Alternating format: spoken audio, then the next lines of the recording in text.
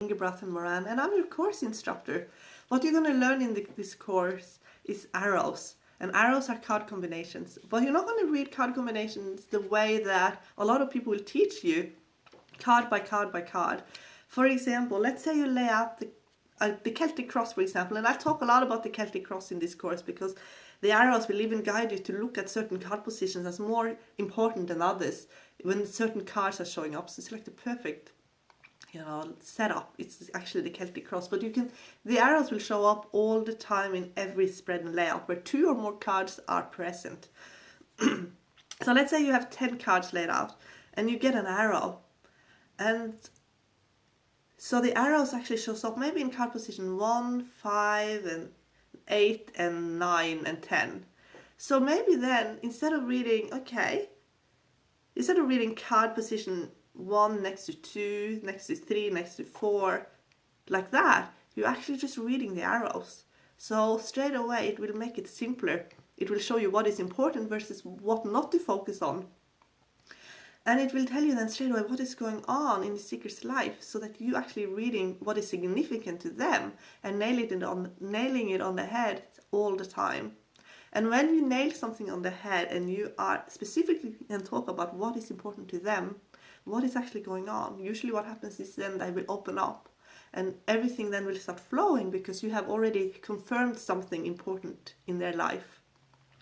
Now people are sending me card combinations all the time that they find a bit difficult, and I want to talk about this one here because this one is a classic example of how the arrows of the Celtic cross can be incredibly helpful to you in a reading. This is a 3-card reading, and she basically said, what does the Justice reversed means next to Judgment reversed, next to High Priestess reversed. So, okay, I look at the card groups because the arrows look for card groups, not necessarily what the that card means and that card means to that next to that card. Well, I look at card groups. So basically, the tarot, you have 2 major card groups, the Major Arcana and the Minor Arcana. But they can be broken down to individual groups that are actually the numbers. So number 1, for example, you have the Magician, you got Wheel of Fortune, you got the Sun. They're all in numerology on number 1, and they can form an arrow with the aces, with the 10s, because they are number 1 as well. So I'll teach you about tarot numerology. Then you learn about tarot and the elements, so that the pentacles, the cups, the wands, the swords, they form groups as well. And the groups, because of the elements, they have certain attributes, just the way the numbers do. And because of that, they like to form groups between each other. For example, number 2, when the 2 is repeating itself a lot. And you can see here the number 2 is repeating itself 3 times. Justice is 2 in numerology. Judgment is 2 in numerology. And High Priestess is 2 in numerology. So it's the number 2 3 times. When a number is repeating itself, it wants to create an arrow. So it's telling you this is what is going on. And the number 2 loves relationships. They love to form connections. And they're very much love oriented. So they need to either do something they love, and they need to be around people they love. So straight away the 2 wants to form an arrow with cups. That is the energy of love. And they also want to see a lot of court cards, because that means people that you care about. So in this example, you're getting a lot of Major Arcana cards, so that's one group. And then you have the number 2, which is another group. And the Major Arcana cards, you learn about what that means. Basically, when a lot of Major Arcana cards is showing up, then that is when our lives is flowing and times even seems to go very, very fast. That is when you are not necessarily learning anything specific. It's more like you're not on stage. So basically, I look at everything here that happens on this plane as us learning something. So when we are in that learning of why we basically are here, we're growing. When we're sort of on stage and we are putting all of what we know together to grow. But then it's like we need to change our scene because we're growing, so we have new elements coming in. And in between those stages, the scene is being set again. So it's like your guides and your angels setting up new opportunities and possibilities for you to grow. And when you're in that, the major arcana cards show up. So that is behind the scene stuff. So you're sort of preparing for the next big thing happening in your life. So this is a perfect opportunity to connect to guides and angels.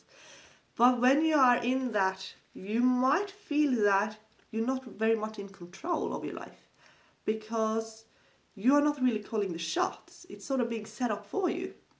People and places and situations are sort of just happening to get you to the next stage. So that's why these are reversed, because the seeker might feel like they're not living their purpose, and that's what they really want to do. And that is stirring them up so they're rattling them on the inside, and that's why the high priestess is showing up, because that's like your inner life as well. So now I'm adding the tarot card meanings on top of what the arrows were telling me. Also, this person might feel like they haven't met the right people yet. They haven't met their tribe, or there might be lack of soul family. There might also be a lack of soul mate. So if I did the Celtic cross and these were showing up, I would straight away look at number 8. That's a significant other position. That is the most important card position when a lot of 2s are showing up. Because then you can see what are the most significant other person relationship. Is there a soulmate there? Or is the person searching for love?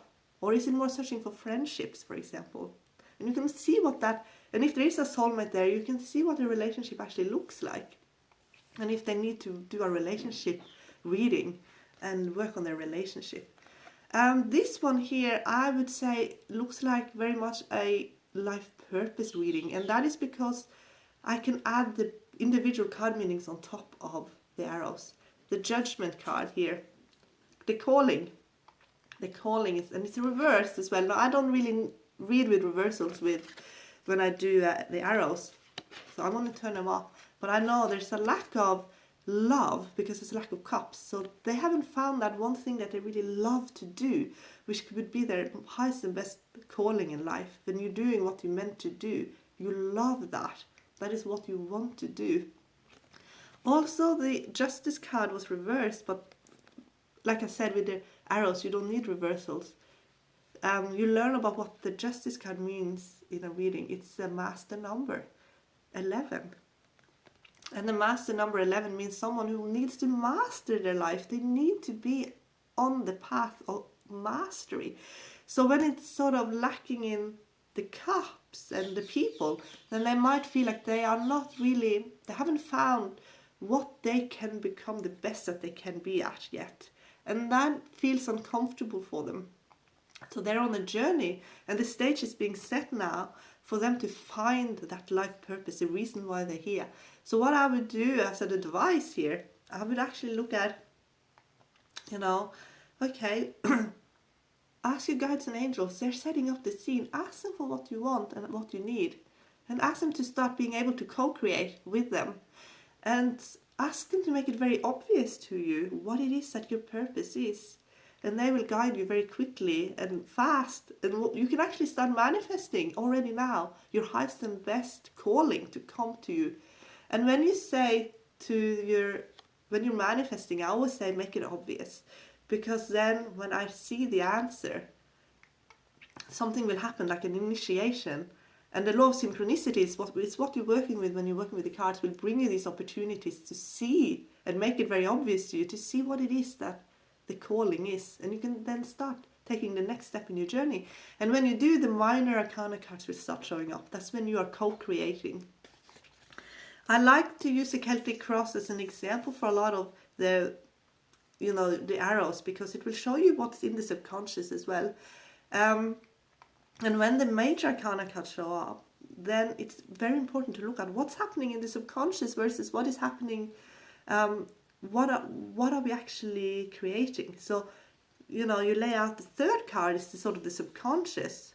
No, the fourth card, is the subconscious, and the third card is sort of what we are. It's like the advice that we're getting, but it's also what we're really aiming for. So you can see, is our subconscious ready for what we are creating? And if it's not, maybe we have no idea what something feels like, for example. And maybe we're too afraid to actually step into the new. Then we can work on that. And that is also what I show you in this course, is to add those feelings into you that makes something feel more safer to actually go and do and achieve.